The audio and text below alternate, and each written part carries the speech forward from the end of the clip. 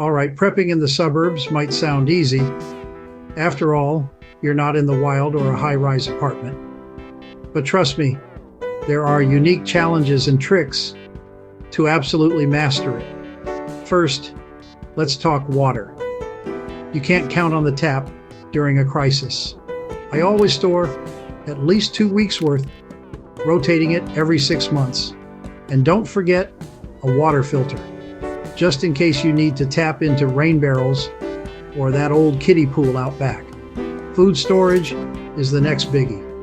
I keep mine in cool, dark spots. Think basement corners or even under the stairs. Don't just stock up on rice and beans. Toss in your family's favorites and some comfort snacks. You'll thank me when you need a morale boost.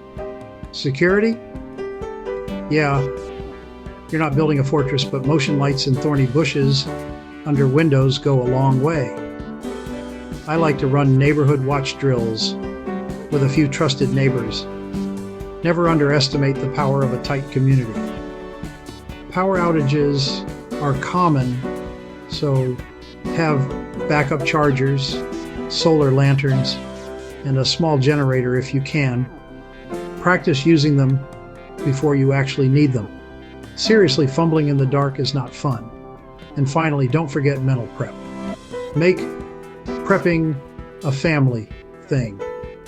Teach kids basic skills, like turning off the water main or starting a camp stove. Remember, suburban survival isn't about panic. It's about planning smart and staying calm. If I can do it, so can you. Stay safe out there.